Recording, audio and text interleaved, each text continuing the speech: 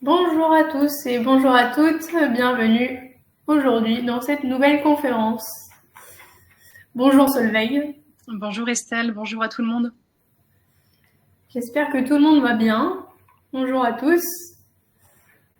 On va attendre quelques minutes que tout le monde arrive et puis on commencera cette conférence sur l'Alzheimer au Musée national des arts asiatiques au Guinée. On va attendre qu'il y ait tout le monde. Bonjour à tous.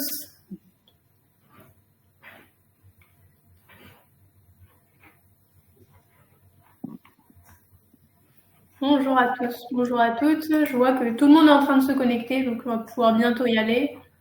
On va attendre 2-3 minutes et puis on ira.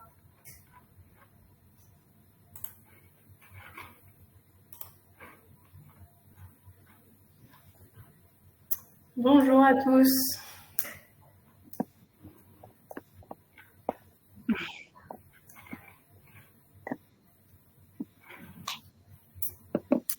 Eh ben, écoutez, je pense qu'on va pouvoir y aller. On a déjà pas mal de monde là.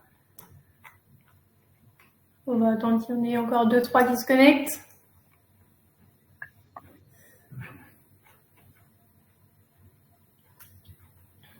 Et puis on commencera dans une petite minute.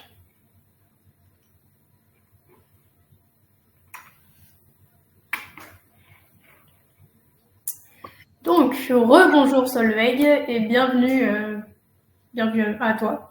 Merci d'être là aujourd'hui pour nous présenter ce musée. Donc avant, je vais vous présenter deux voyages qui sont en relation avec donc, le thème des arts asiatiques. Donc on a le Vietnam et le Cambodge. Donc on a deux voyages aujourd'hui à vous présenter. Vietnam et Cambodge, les capitales impériales et le temple millénaire. Donc on a deux départs, un du 14 au 17 février et un du 21 novembre au 4 décembre. Donc c'est des circuits de 14 jours et 11 nuits, avec un guide local francophone. Donc voilà, en point fort, donc vous partez de Hanoï, donc vous avez un vol de Paris à Hanoï. Vous avez dedans une croisière dans la baie d'Along. Donc une nuit chez l'habitant, vous allez pouvoir rencontrer toutes les ethnies et donc visiter plein de grands sites architecturaux, archéologiques, etc. Toujours accompagné par un guide francophone. Et donc le deuxième voyage, c'est Vietnam et Cambodge, mais sur la baie d'Along, donc plus particulièrement. Donc vous avez trois dates, donc c'est un circuit de 15 jours et 12 nuits. Vous partez aussi de Hanoï, et donc sur celui-là, vous êtes plus sur un rythme croisière. Donc dedans, il y a inclus une croisière de 4 jours, vous restez 4 jours à Hanoï, et puis pareil, vous visitez plein de beaux sites, plein de belles villes, etc.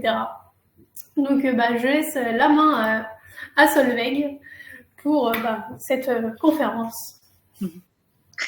Merci Estelle, bonjour à nouveau à tout le monde. Je suis ravie de vous retrouver aujourd'hui pour vous parler d'une collection que j'affectionne particulièrement, située dans un musée que j'affectionne encore plus, à savoir le Musée national des arts asiatiques, Guimet, qui tient son nom de son fondateur, Émile Guimet. Et la collection en particulier que je vais vous présenter aujourd'hui, c'est la collection de sculptures khmer, de sculptures donc, du Cambodge. Pourquoi est-ce qu'on a décidé aujourd'hui de vous présenter cette collection? C'est parce que l'année prochaine, en 2025, le Musée national des arts asiatiques Guimet, conjointement avec le Musée national du Cambodge situé à Phnom Penh, va organiser donc une grande exposition temporaire de bronze khmer. Les préparatifs ont déjà démarré, notamment des travaux de restauration de certaines œuvres qui vont arriver donc de façon totalement inédite depuis le Cambodge.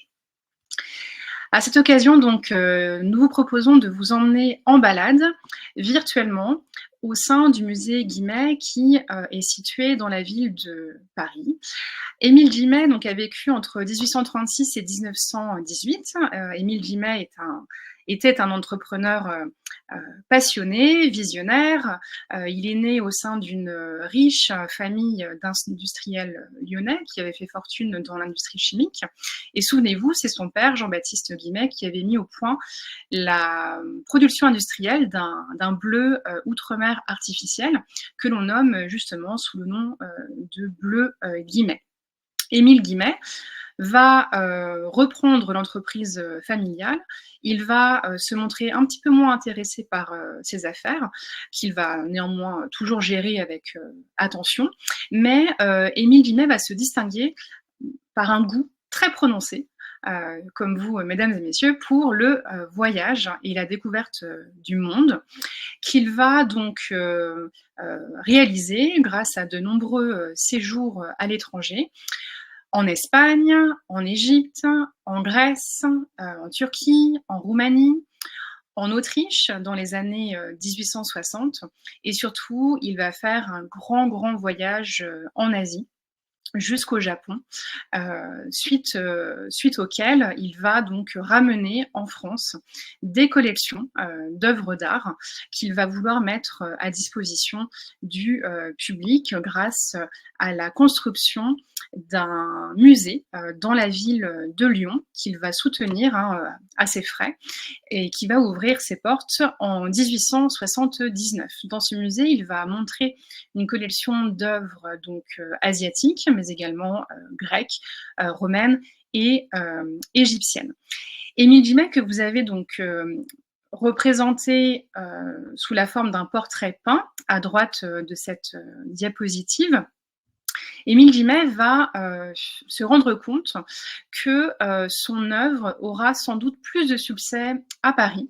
C'est pourquoi il va négocier le transfert de son institution dans la capitale quelques années plus tard. Et c'est la ville de Paris qui va lui offrir le terrain devant la place d'Iéna, sur lequel Émile Guimet va faire construire donc un nouveau bâtiment identique à celui de Lyon. Et c'est le bâtiment donc, que vous avez à gauche de la diapositive. J'ai trouvé une photographie de la façade du bâtiment donc hébergeant le Musée national des arts asiatiques. Et ce qui est assez rigolo, je trouve, sur cette photographie, c'est qu'en fait, on voit les kakémonos, les affiches nous indiquant qu'il y avait une exposition, donc on est au début des années 2010, déjà sur Angkor, donc sur l'art khmer. Ce musée va être inauguré en 1889 et Émile Guimet va faire à cette occasion donc don de sa collection à l'État, un musée des collections que Émile Guimet aura à cœur de développer jusqu'à sa mort, jusqu'à son décès en 1918. Il va notamment doter la bibliothèque de ce musée, une bibliothèque qui est toujours accessible aujourd'hui d'ailleurs, à tout à chacun, tout comme les collections, donc collections du musée Guimet qui sont donc aujourd'hui la collection d'art asiatique la plus importante en Europe et qui nous présente l'art et l'archéologie de différentes contrées donc asiatiques, de l'Inde au Cambodge, en passant par le Vietnam, le Laos, la Thaïlande, la Chine, le Japon, la Corée, mais également l'Asie centrale, etc., etc. Émile Guimet, en cette fin du XIXe siècle, n'est pas le seul à s'intéresser à l'Asie, et c'est ce que nous montre un ensemble d'expéditions, de missions d'études et de missions d'exploration qui sont menées sur le continent asiatique. Par exemple, à gauche de cette nouvelle diapositive, vous avez une photographie qui vous montre au centre l'explorateur Louis Delaporte qui se trouve au Cambodge entre 1873 et 1880. Les expéditions de Louis Delaporte sont complétées sur le continent asiatique par celle de Victor Collin de Plancy et de Charles Vara en Corée, de Paul Pelliot en Chine et en Asie centrale, ou encore de celle de Jacques Bacot au Tibet ou d'Alfred Fouché en Inde et en Afghanistan. Toutes ces expéditions vont donner lieu à des travaux scientifiques de grande importance qui vont contribuer donc à la reconnaissance des civilisations donc asiatiques entre la fin du 19e siècle et le début du 20e siècle. À partir des années 1920, ces découvertes vont continuer d'enrichir les collections du musée Guimet et elles vont être complétées d'autres recherches, celles par exemple de l'archéologue Joseph Hakin pour l'Afghanistan et pour ce qui nous concerne aujourd'hui, à savoir l'art khmer, les études, les recherches de Philippe Stern, qui a été conservateur du patrimoine au musée Guimet, pour le Cambodge donc, mais également pour le Vietnam.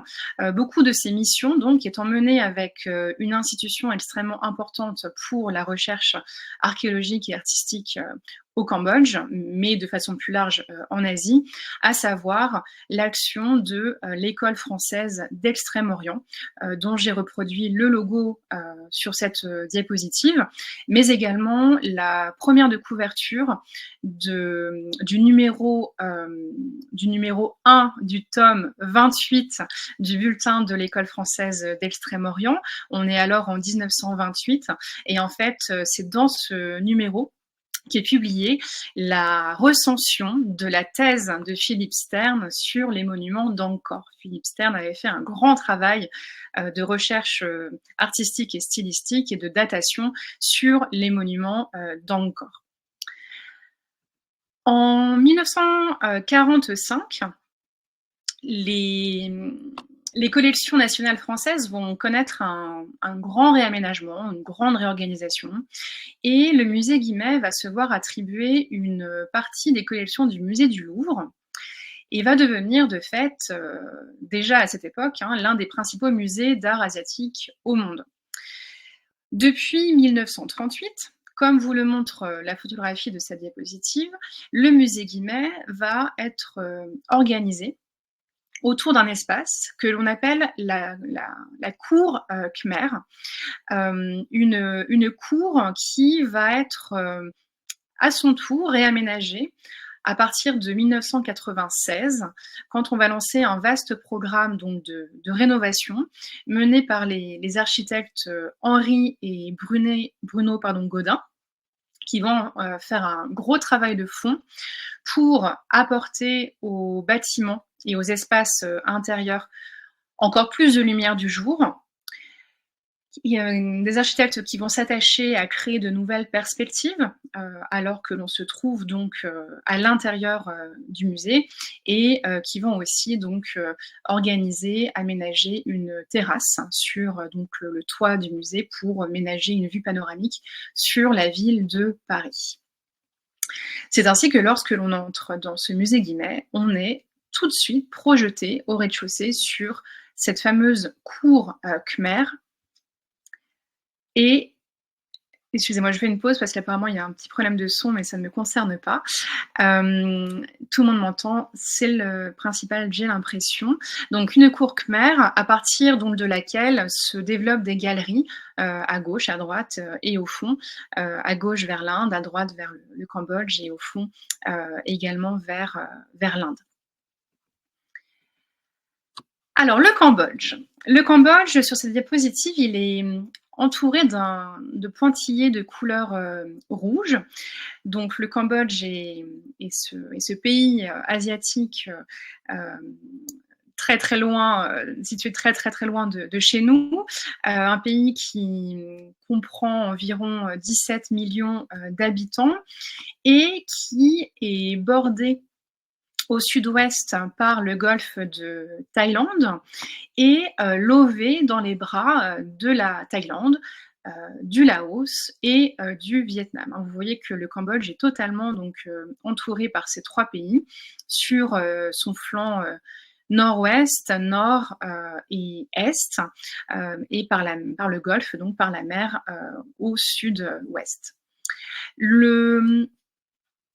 Avec cette carte, maintenant zoomée sur le pays, vous voyez que ce pays, donc de forme assez ronde, est marqué donc en son centre par un grand lac, hein, le fameux lac de Tonlé Sap, par un grand fleuve, le non moins célèbre fleuve Mékong, et vous distinguez aussi quelques petits reliefs, donc au sud-ouest notamment, mais également au nord-est. Et à part ces reliefs, eh bien, on constate que le Cambodge est une grande plaine, une grande et vaste plaine qui parfois est marquée néanmoins de petites montagnes, ou plutôt de grosses collines, que l'on appelle donc en langue khmer des phnom. Et ces phnom vont vite être considérés comme le siège des dieux, hein, dans les temps anciens, une croyance qui est prolongée donc à l'époque contemporaine, moderne et contemporaine, par l'installation, la construction de monastères bouddhiques, hein, au sommet de ces phnom. Alors cette vaste plaine, marquée par un lac et un grand fleuve, va donner lieu à une brillante civilisation qui, dont les témoignages aujourd'hui prennent la forme d'objets archéologiques et d'œuvres d'art. J'ai choisi, pour vous parler des collections donc, cambodgiennes au musée Guimet, de ne vous parler que de sculptures en pierre. Au musée Guimet, on conserve quelques artefacts de bronze, mais également en céramique. Et donc, comme je vous le disais, l'année prochaine, on aura le plaisir de voir exposer un grand corpus d'œuvres réalisées en bronze. Mais aujourd'hui, je me consacre exclusivement à la sculpture sur pierre. Pourquoi, me demanderez-vous?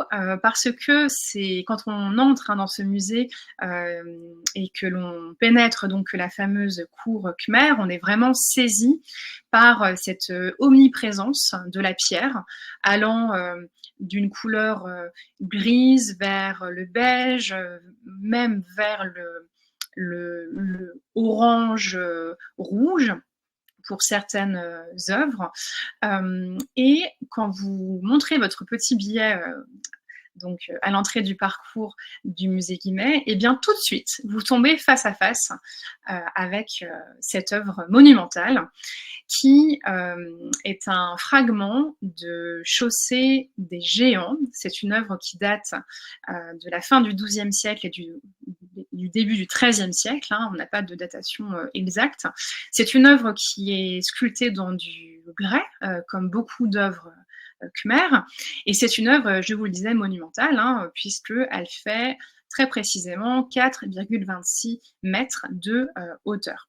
C'est une œuvre qui a été précisément rapportée par la mission Louis de la Porte, hein, entre 1873 et 1874, une œuvre qui nous provient d'un sanctuaire, le sanctuaire de Preakan, un temple bouddhique situé au nord de la cité d'Angkor Thom. Et ce groupe, hein, sculpté, très très impressionnant, ouvrait la voie processionnelle menant le fidèle à la porte extérieure du complexe. Voici une photographie du site de Preakan tel qu'on peut le visiter aujourd'hui. Et vous voyez donc sur cette image une allée très large, bordée donc d'éléments sculptés. Et de part et d'autre donc de cette allée, de cette chaussée qui permet hein, de franchir les douves en fait, hein, qui forment l'enceinte extérieure du monument, vous avez ce que l'on appelle deux longues théories de géants, deux grands défilés de géants, des géants qui sont farouches, on les appelle alors des Asuras, ou bien paisibles, on les appelle alors les Devas, des géants qui soutiennent le corps d'un gigantesque cobra polycéphale, un cobra à plusieurs têtes. Ces ensembles majestueux peuvent être considérées comme des représentations de divinités protectrices placées aux abords des sites pour nous y accueillir. Ce groupe donc sculpté qui vous accueille au musée Guimet est un groupe dont l'iconographie se rapporte à un environnement hindouiste. L'hindouisme est l'une des 2 religions avec le bouddhisme qui est en vigueur dans le Cambodge ancien. Et avec ce groupe sculpté, on fait face à l'un des avatars du dieu Vishnu, qui va intervenir dans un épisode qui s'appelle le barattage de l'océan de lait. Et cet épisode, sur lequel je reviendrai plus en détail dans le cours de cette présentation, a trouvé sa place au sein des grands complexes architecturaux du bouddhisme, du grand véhicule. On n'hésite pas à faire cohabiter des œuvres issues donc d'un point de vue iconographique du monde hindouiste pour les intégrer dans des complexes architecturaux bouddhiques. Et donc les démons, les asuras et les devas, les divinités, vont tirer alternativement sur le corps de ce cobra, un cobra qui est entouré, qui est enroulé autour du mont Mandara. Il s'agit de faire pivoter ce mont Mandara. Et en procédant à cette très grande agitation, on va faire émerger divers trésors, le plus important étant la liqueur d'immortalité, que l'on appelle en sanskrit Amrita. Ce groupe sculpté à travers la figure du cobra, à travers le thème de l'océan, va rappeler l'omniprésence de l'eau au Cambodge et notamment les multiples bassins qui parsèment le territoire du Cambodge ancien. Là, je vous montre un bassin qui se trouve donc précisément dans le même temple, le Preakan, un bassin que l'on appelle en langue khmer un bareil. Et en fait, ces bassins appartiennent à un grand système hydraulique, un type de système hydraulique qui va se mettre en place à partir du VIe siècle de notre ère, un système qui va faire alterner des bassins de rétention d'eau et donc un processus de drainage qui va permettre donc d'irriguer en permanence les temples et les abords des temples.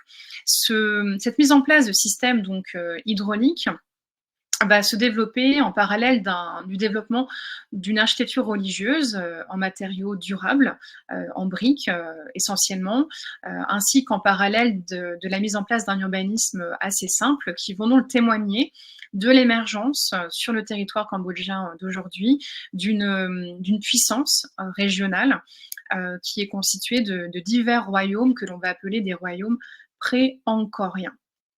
Ces bassins, ces bareils, je vous disais, vont avoir comme objectif donc de permettre une irrigation, une ressource en eau permanente.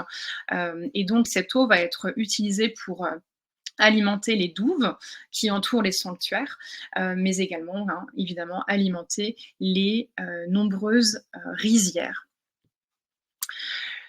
La présence de l'eau, on la retrouve à travers la figure du Mékong, le 7e fleuve d'Asie, le 4e par son débit, le Mékong qui naît au Tibet et qui va mourir dans la mer de Chine, le Mékong qui ici traverse la ville de Phnom Penh sur cette vision donc aérienne, et l'eau au Cambodge sur cette grande plaine va être primordiale pour la riziculture qui va profiter de 2 saisons, la saison sèche entre novembre et mai et la mousson entre juin et octobre, un climat général qui va permettre à la riziculture de produire environ 3 ou 4 récoltes par an, ce qui est énorme par rapport à d'autres pays asiatiques comme par exemple le Japon Et le dernier donc élément aquatique primordial au Japon, c'est ce fameux lac que j'ai déjà mentionné, le Tonlé Sap, qui va quadrupler de superficie lors de la mousson. Le Tonlé Sap, c'est un énorme vivier de poissons et on ne peut pas s'étonner du fait que le site d'Angkor, ce vaste site d'Angkor, ait été implanté sur la limite nord, sur la limite septentrionale de la zone inondable lorsque le lac quadruple sa superficie. Alors pourquoi est-ce que je vous parle autant de l'eau? C'est parce que l'eau est à l'origine légendaire du pays du Cambodge et de la lignée des rois khmers.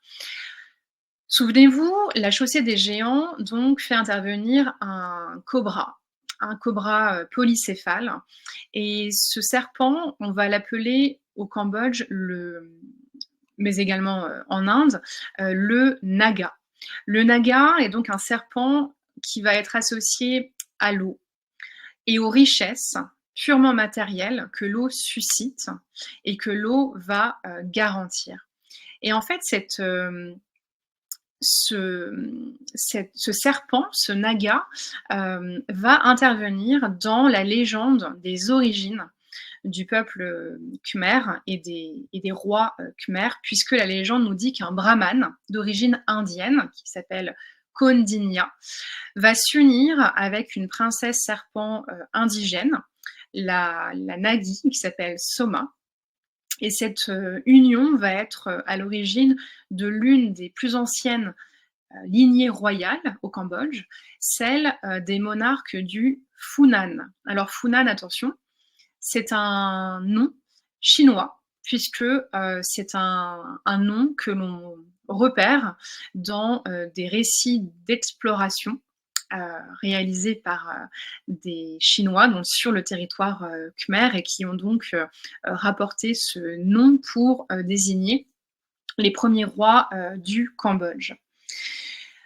D'un point de vue historique, c'est dans les premières années de notre ère, en fait, que des explorateurs indiens vont s'aventurer sur le territoire contemporain du Cambodge dans un cadre très général de commerce avec la Chine.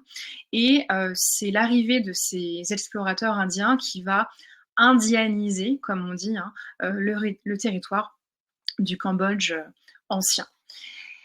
Et par cette indianisation, il faut entendre l'arrivée de l'hindouisme, l'arrivée du bouddhisme, l'adoption du sanskrit, de la langue du sanskrit, entre autres choses. Alors, je vous montre une nouvelle statue. Il s'agit de la statue de Harihara, qui date du 7e siècle de notre ère, donc c'est une œuvre extrêmement ancienne, qui appartient en collection donc, de sculptures khmer au musée Guimet. C'est une œuvre qui nous vient de la province de Takeo, d'un temple qui s'appelle le temple de l'Ashram Maha Rosei.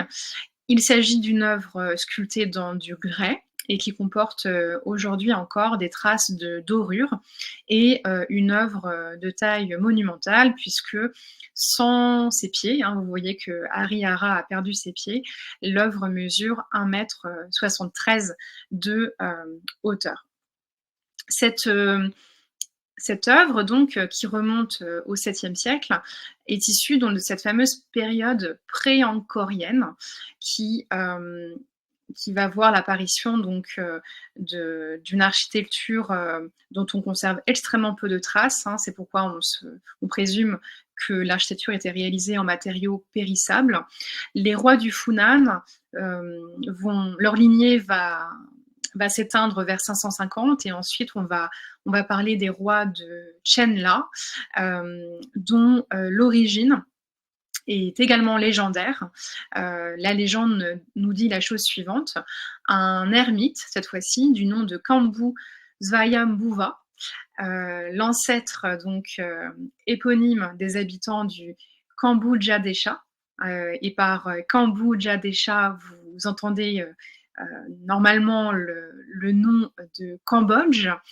Donc cette ermite va recevoir du dieu Shiva une nymphe céleste en mariage qui s'appelle Mera.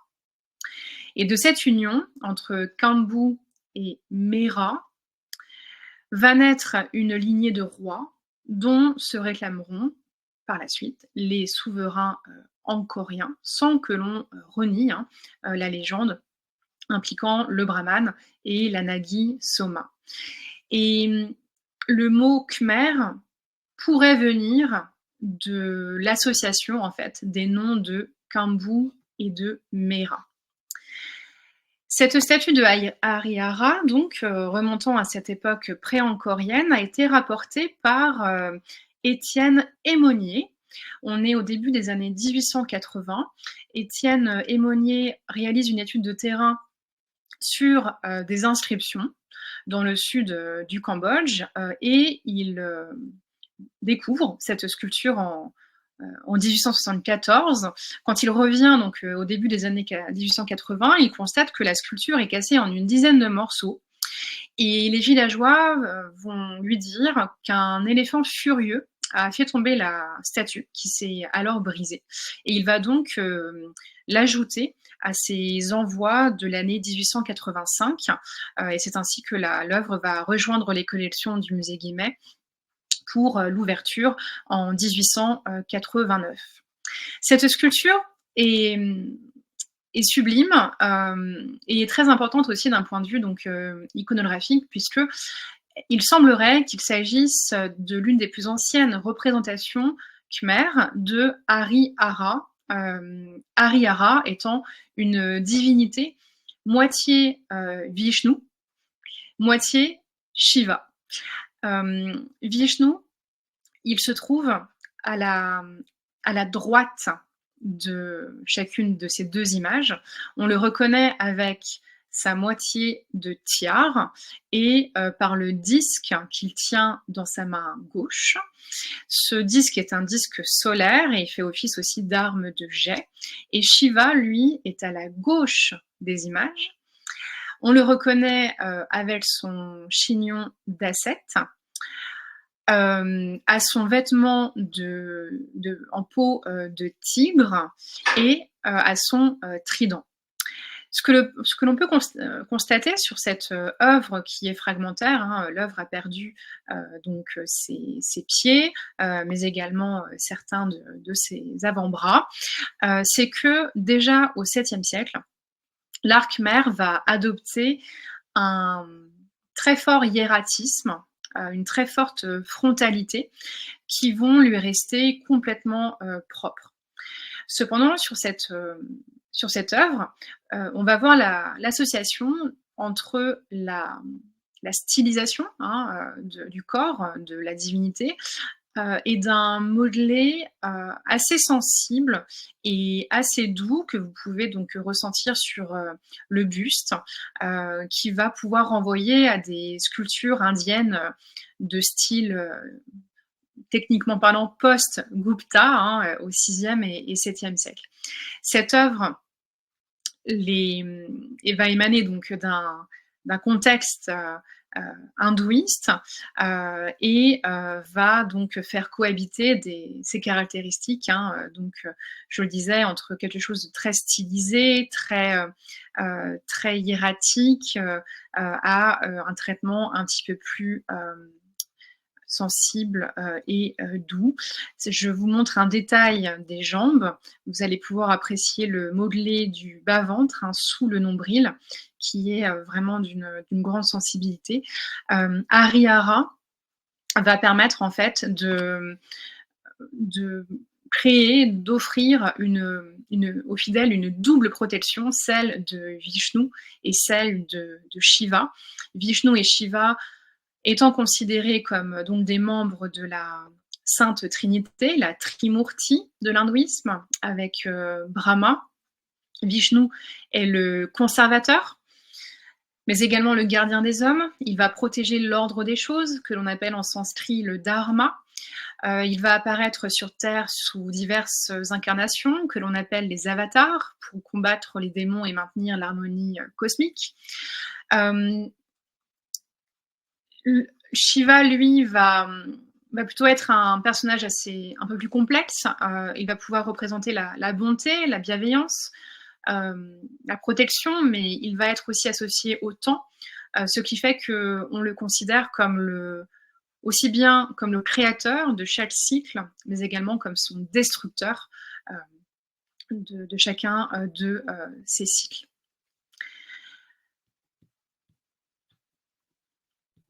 Revenons à notre Naga avec cette sculpture nous montrant le Bouddha protégé par le Naga. On est ici à la fin du XIIe siècle et on est devant une œuvre en grès.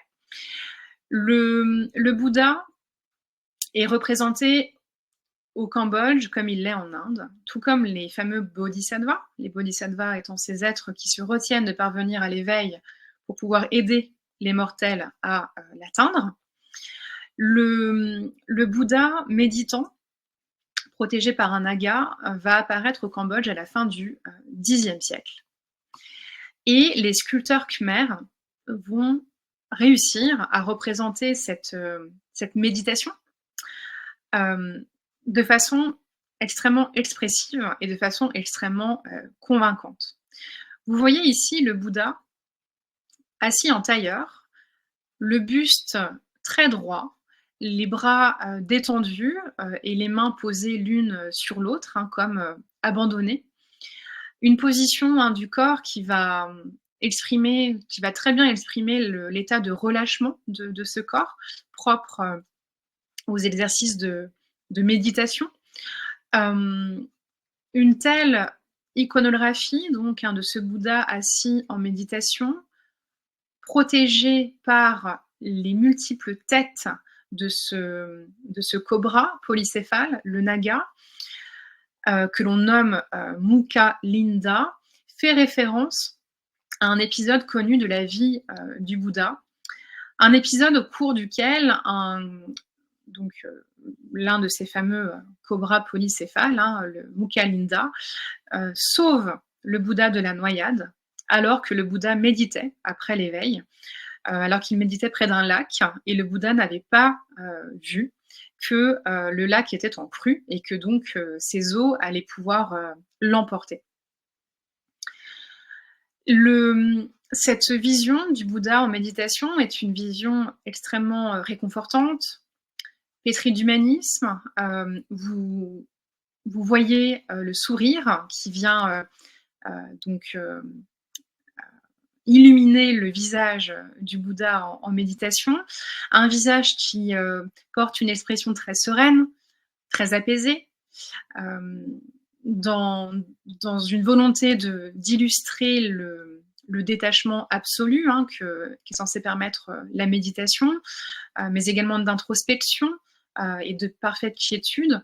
Une vision donc qui correspond très bien au règne d'un roi dont je vous reparlerai à la fin de cette présentation, le roi Jayavarman VII, à la fin du XIIe siècle, qui va donc, sous le règne duquel va proliférer ce style très, très serein et ce fameux sourire d'Angkor.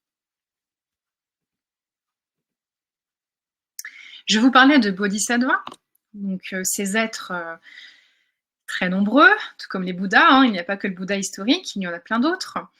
Et un exemple de ces bodhisattvas, donc de ces êtres qui se sont retenus de parvenir à l'éveil pour aider les mortels à l'atteindre, en voici un bodhisattva très très important qui se prénomme Avalokiteshvara. Ici, une statue qui remonte au 7e siècle, toujours en grès, toujours une statue de taille monumentale. Elle mesure 1,88 m de hauteur et j'ai décidé de vous montrer un détail de cette œuvre de Avalokiteshvara qui figure normalement en pied et qui est donc l'un des bodhisattvas les plus vénérés dans le bouddhisme que l'on appelle le bouddhisme du Mahayana, le bouddhisme du grand véhicule, qui va voir donc se multiplier les bodhisattvas pour aider tout le monde à parvenir à l'éveil. Et ce bodhisattva, il est identifiable grâce à sa chevelure, mais surtout sa coiffe. Vous voyez qu'il a une coiffe très ouvragée et que surtout sur le sommet de son crâne, eh bien, est assis un petit personnage. Et ce petit personnage, c'est un Bouddha qui s'appelle Amitabha en sanskrit, le Bouddha de l'Ouest. Donc le bouddhisme du Mahayana va s'appliquer, va se retrouver dans un grand nombre de temples du Cambodge ancien, va même devenir la religion d'État sous le règne de Jayavarman VII, mais il ne correspond pas au bouddhisme que l'on constate dans le Cambodge d'aujourd'hui, puisque le Cambodge d'aujourd'hui prône un bouddhisme ancien, le bouddhisme du Theravada. Alors pour reprendre le petit manuel d'iconographie et surtout le manuel des rencontres que vous pourrez faire lorsque vous retournerez ou lorsque vous irez visiter le musée Guimet, repartons dans le domaine de l'hindouisme avec, par exemple, cette nouvelle statue, hein, vous devinez grâce à la photographie qu'on est toujours dans la fameuse cour Khmer. Ces statues sont toutes debout, tendues vers l'entrée du musée, donc prêtes à vous accueillir. Et ici, vous retrouvez une statue qui peut vous rappeler peut-être la première que je vous ai montrée, celle de Harihara. Il s'agit ici à 100%, et non plus seulement à moitié, de Vishnu. Vishnu, une statue qui remonte au 9e siècle, qui vient du Prasat Rup Arak. Vishnu que l'on reconnaît grâce à son disque, hein, le disque solaire, et puis à la conque qu'il tient dans sa main gauche, qui le ramène au monde donc aquatique, au monde océanique, et vous le reconnaissez aussi à sa tiare. Je vous disais que Vishnu, on lui connaissait énormément d'avatars, et il y a une magnifique statue d'un avatar de Vishnu au musée Guimet. C'est une statue que l'on nomme de façon assez commode Vijayamukti. Vijayamukti, qu'est-ce que ça veut dire? Ça veut dire visage de cheval. C'est une statue qui remonte à la fin du Xe siècle, toujours en grès, un grès très poli, hein. Vous avez une œuvre très très brillante visible ici, qui vous montre donc l'un des avatars de Vishnu. Alors avatar, ça vient du sanskrit avatara, hein, qui signifie littéralement descente, donc la descente du dieu sur terre sous une forme particulière. Et cet avatar de Vishnu, à tête de cheval, eh bien, est nommé tête de cheval et pas de façon plus précise, parce qu'en fait, vous savez que l'hindouisme ne fait pas les choses à moitié et ne simplifie pas forcément la connaissance et la reconnaissance des divinités, tellement il y en a. Il faut savoir que l'avatar de Vishnu, sous forme de cheval, et ben en fait, on en a deux. Et donc, pour reconnaître ces deux avatars, tous deux à tête de cheval, ces deux avatars s'appelant Hayagriva et Kalkin, eh bien, parfois c'est impossible, et donc on prénomme la statue à tête de cheval simplement de Vijayamukti. Shiva, lui aussi, peut être représenté non pas de forme anthropomorphe, mais sous une forme donc symbolique. C'est le cas des lingas.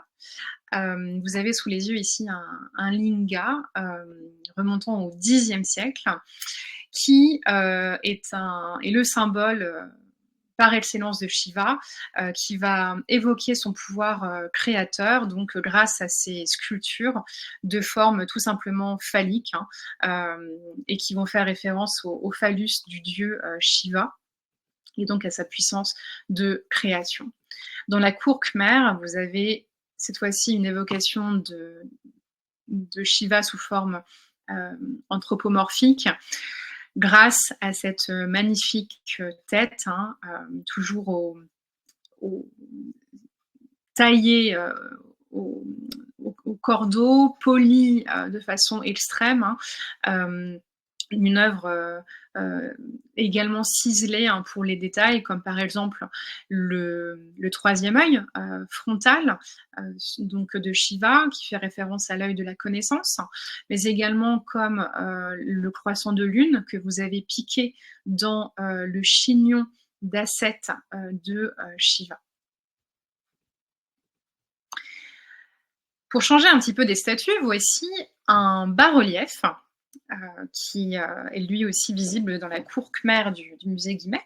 Un bas-relief de provenance exacte inconnue qui date de la fin du Xe siècle, qui est sculpté dans du grès et qui vous montre, dans un décor végétal foisonnant, le dieu Indra, un dieu anthropomorphe, qui est sur le dos d'un éléphant tricéphale, qui lui s'appelle Airavata. Et Indra était un dieu du védisme, de la religion védique, donc antérieure à l'hindouisme, et qui est ensuite devenu une figure majeure de l'hindouisme, hein, et qui a même été adopté dans le bouddhisme. Indra, vous le voyez donc à cheval, à dos d'éléphant plutôt, en train de manier la foudre dans sa main droite. C'est le roi des dieux. Il peut être bienveillant, généreux avec ses adorateurs. Il peut être garant de la paix et de la prospérité, mais il peut aussi, on peut aussi faire appel à lui en temps de guerre pour qu'il apporte son soutien grâce à ses armes divines. Il va en fait finir par s'incliner devant la présence, la grande présence de Vishnu et de Shiva dans le panthéon hindouiste que l'on peut voir représenté dans l'art khmer. Brahma est le troisième personnage de la fameuse Trimurti, la Sainte Trinité. Alors cette statue de Brahma, elle est située en hauteur, dans la cour Khmer. Vous pouvez faire le tour de cette statue qui remonte au deuxième quart du Xe siècle, qui vient de la province du Battambang. Et en faisant le tour, vous verrez les multiples têtes de Brahma. Brahma étant symbolisant l'aïeul des mondes, dont les 4 bouches auraient dispensé les 4 Védas. Et Brahma, pour cette raison, en fait, va jouer un rôle, va en fait incarner un statut très élevé dans la mythologie hindouiste, et va être de ce fait moins impliqué dans les mythes pittoresques qui font prendre aux dieux une forme humaine. Brahma va plutôt représenter un idéal assez abstrait, assez métaphysique, d'un grand dieu. Et donc il va être représenté avec 4 têtes, symbole de la création des 4 Védas. À l'origine, Brahma avait 5 têtes, mais il a convoité sa fille, Sandhya, et Shiva, qui était outragé, va couper la tête de Brahma, qui lorgnait donc la déesse Sandhya. Enfin, quand vous quittez la cour Khmer pour aller donc sur la droite du parcours dédié aux collections d'art Khmer, vous pourrez faire la rencontre du fameux Ganesha. Ici, une sculpture toujours en grès, réalisée entre la fin du XIIe siècle et le début du XIIIe siècle. Une statue de hauteur un petit peu plus modeste que les précédentes, puisque c'est une œuvre qui mesure 82 cm de hauteur. C'est un envoi de l'école française d'Extrême-Orient de 1931. Je mentionnais cette institution très importante pour la recherche en Asie. Et cette sculpture provient des abords du Srata 7, un petit bassin situé au cœur de Angkor Thom, la grande capitale historique du Cambodge. Elle montre encore une fois la grande habilité des sculpteurs khmers à mêler des à composer en fait des représentations hybrides mêlant humain et animal en gérant les transitions de façon extrêmement convaincante. Ganesha est reconnaissable donc à sa tête d'éléphant, à son embonpoint. Vous reconnaissez le couvre-chef à large bandeau et à pointe que l'on avait déjà vu auparavant sur la tête de Bouddha en méditation. Ça, c'est un ornement typiquement khmer. Et Ganesha tient donc dans sa main droite la base d'un objet conique qui est probablement l'une de ses propres défenses, alors qu'en fait il avait lancé cette défense à la face de la lune dans un accès d'humeur, puisque la lune, une nuit, s'était mise à railler la gaucherie de Ganesha et son aspect ridicule. Et dans la paume de la main gauche de Ganesha, vous pourrez voir une chose qui est identifiée à un gâteau sucré dont Ganesha est friand et que les fidèles lui apportent souvent, fréquemment, en offrande. Alors je vous rappelle pourquoi est-ce que Ganesha a une tête d'éléphant. Selon une première légende, il aurait été conçu par le dieu Shiva et la déesse Parvati. Admiratif de la tendresse et de la folie des ébats amoureux d'un couple d'éléphants, Shiva et Parvati auraient, par jeu, pris l'apparence d'éléphants pour se livrer eux-mêmes à un rapport sexuel. Et de cette union serait né un fils doté d'une tête d'éléphant. Ça, c'est une version de la légende dont on parle moins que l'autre version, qui est la suivante. Ganesha serait dans cette version le fils de la seule Parvati. Et Parvati aurait confié à cet enfant, très beau, la garde de ses appartements privés. Un jour, le jeune garçon a eu la mauvaise idée d'interdire à Shiva l'accès à la chambre de Parvati. Et le dieu, Shiva, pris de colère, trancha alors la tête de Ganesha. Devant le désespoir de la déesse, Parvati, Shiva va très vite regretter son geste et va commander que l'on aille chercher la tête du premier être qui se rencontrerait afin de ressusciter Ganesha, et le premier être rencontré était un éléphant.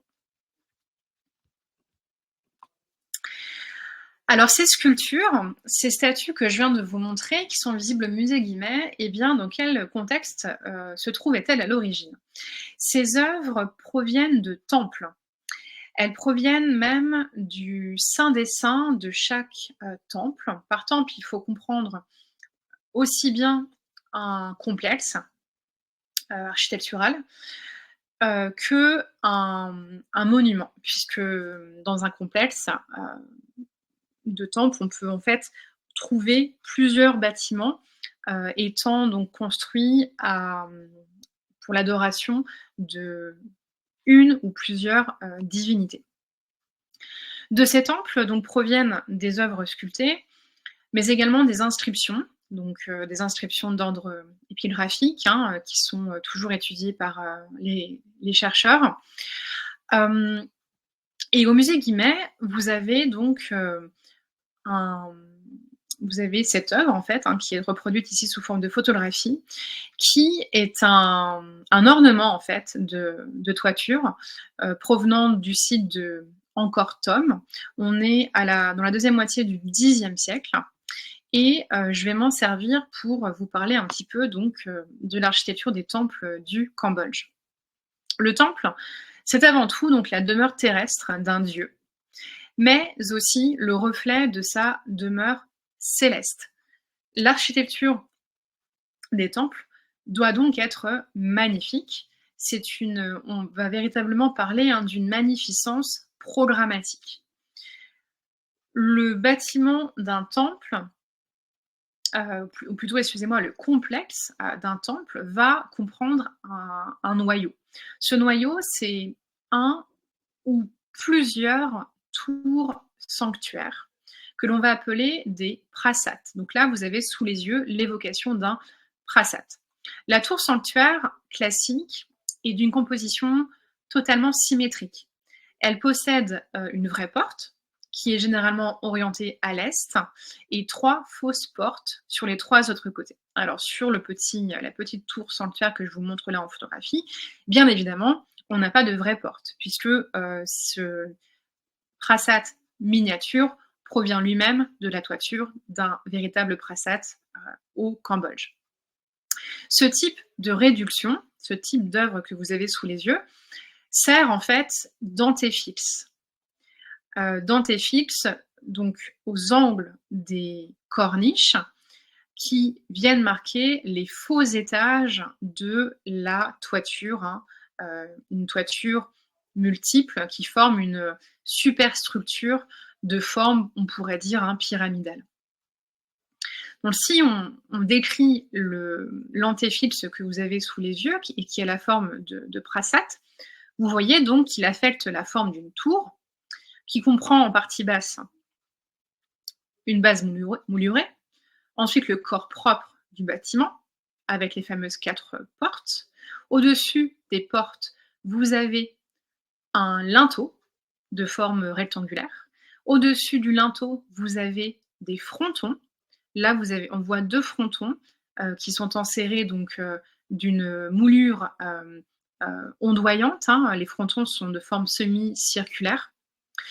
Et ensuite, vous avez la dite superstructure, donc à faux étages décroissants, pour parler très techniquement, une superstructure qui est constituée de plusieurs modules qui vont être progressivement réduits et qui vont reprendre donc les dispositions principales du corps inférieur de l'édifice. Et souvent, la toiture va se terminer par une fleur de lotus ou par une forme de vase pensu. Alors au musée Guimet, en plus de ce prasat miniature, vous avez un magnifique fronton sculpté qui est exposé, qui date vers 967.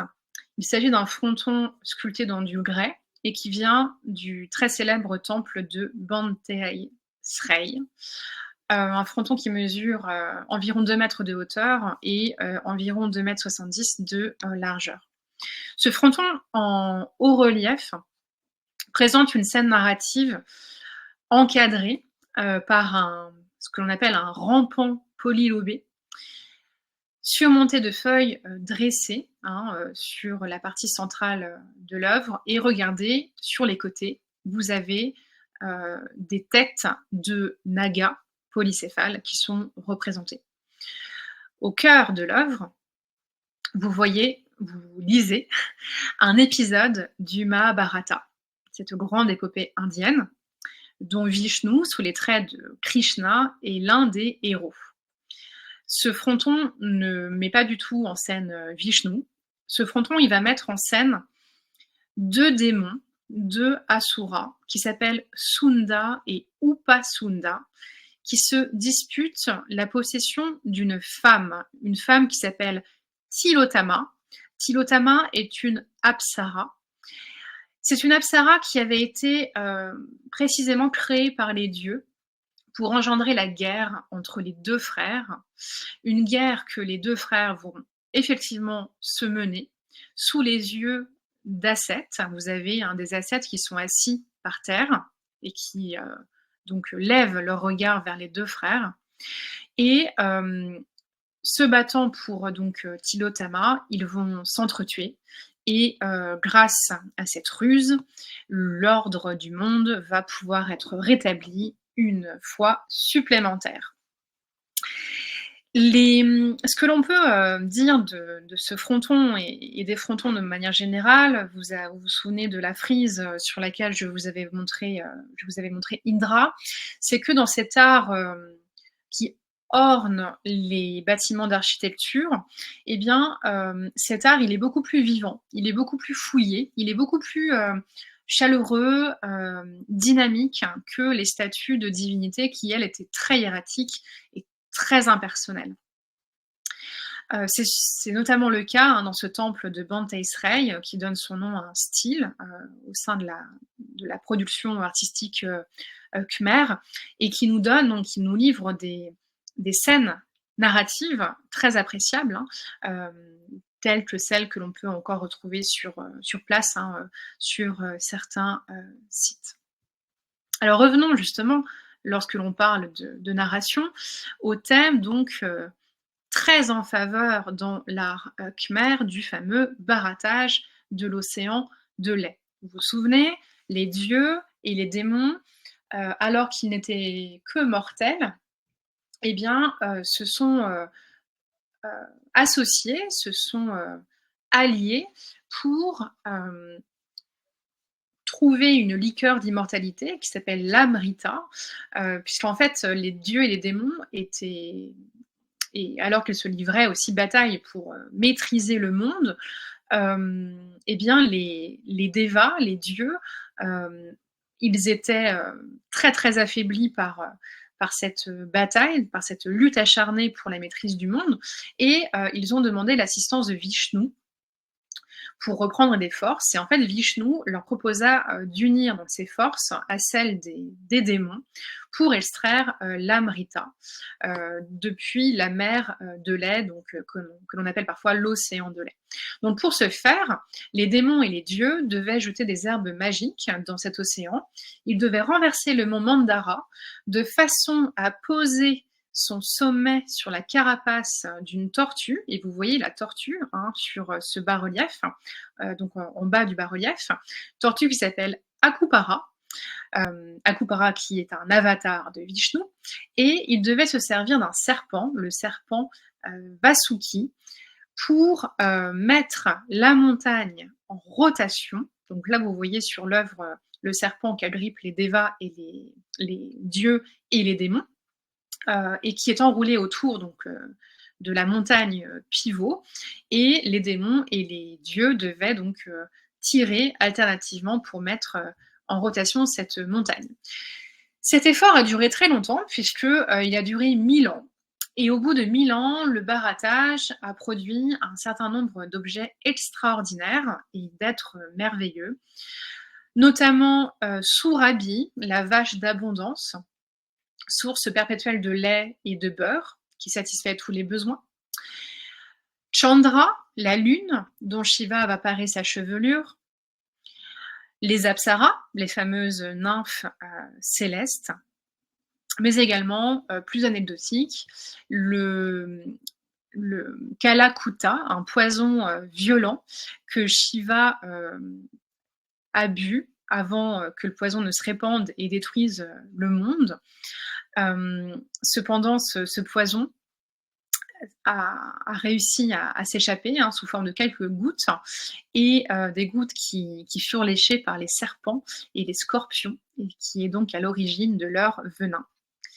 Il y a d'autres trésors, dont l'amrita, la fameuse liqueur d'immortalité qui a été produite, récupérée grâce à cet effort millénaire.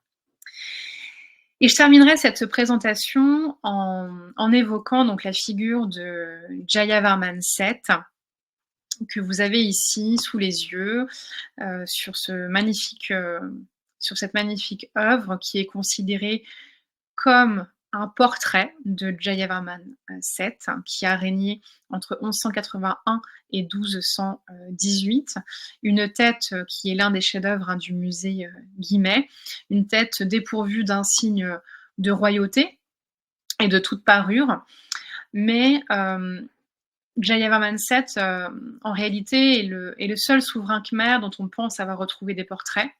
Le monarque a été figuré à divers moments de sa vie, et là, l'œuvre nous le montre dans la force de l'âge. Il a des yeux mi-clos, il a un léger sourire, il a les cheveux réunis en un chignon, et ce portrait va mettre en lumière des la personnalité du modèle, hein. Jayavarman VII est considéré comme un roi à la volonté inébranlable, à la force de caractère, mais surtout à la profonde foi bouddhique. Cette œuvre arbore le célèbre sourire d'Angkor, hein, dans le style du Bayon, à la fin du XIIe siècle, au début du XIIIe siècle. Et ce roi Jayavarman VII va donc faire triompher le bouddhisme du grand véhicule avant que le petit véhicule ne s'impose à l'époque contemporaine. Je vous montre un dernier bodhisattva, un bodhisattva propre au grand véhicule que l'on retrouve beaucoup au Cambodge, le bodhisattva Lokeshvara. Regardez, il a une drôle d'allure. Il arbore non pas un vêtement, mais en fait des centaines et des centaines et des centaines de Bouddhas qui vont en fait transpirer de chaque pore de la peau donc de ce bodhisattva qui s'appelle Lokeshvara et qui vont permettre donc de protéger tout fidèle qui se présente. Et voici l'une des œuvres qui arrivera au musée Guimet l'année prochaine, en 2025, hein, pour la grande exposition sur la sculpture de bronze Khmer. Donc une exposition, je vous en donne les dates, hein, qui aura lieu entre le 30 avril et le 8 septembre 2025. Vous avez sous les yeux le grand Vishnu couché du Mébon occidental, c'est comme ça qu'on l'appelle, qui est la plus grande statue en bronze jamais retrouvée sur le site d'Angkor.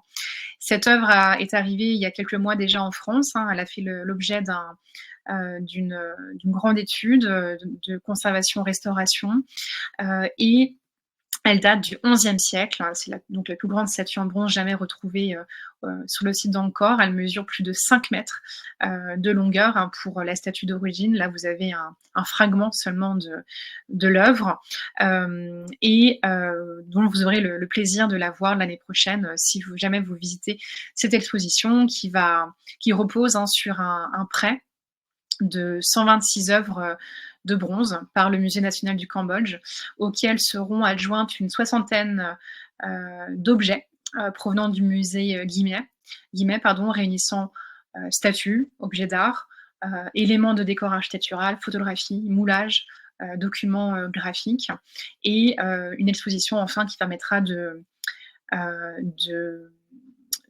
parler de l'action, hein, de l'école française d'Extrême-Orient au Cambodge, mais également donc dans le reste de l'Asie, où j'aurai peut-être le plaisir de vous accompagner, parce que je réalise à la fin de cette présentation que moi-même je ne me suis pas présentée. Je suis guide conférencière nationale et j'ai le plaisir de travailler pour Intermed, ou plutôt avec Intermed depuis quelques années maintenant, et notamment d'accompagner des groupes au Japon, mais également en Allemagne, aux États-Unis, en Géorgie, et qui sait, peut-être un jour au Cambodge. Je vous remercie pour votre attention. Merci Solveig, c'était très impressionnant et c'est toujours des œuvres qui donnent envie. En tout cas, ça donne envie d'y aller et d'aller visiter ce musée. Je ne sais pas si vous avez des questions dans le chat. N'hésitez pas à écrire toutes vos questions. Solveig et moi, nous ferons le plaisir de vous répondre. Alors, je lis une question sur la restitution d'œuvres d'art mal acquises. Non. Peut-être que vous faites référence à André Malraux, mais ce passé donc sulfureux a été corrigé. Donc non, on n'a plus ce genre de crainte. Merci Dominique. Eh bien, merci à tous. Si personne d'autre a de questions, on va pouvoir clore cette conférence. Merci Solveig. Merci Estelle. Bonne journée à tous. Au revoir. Merci.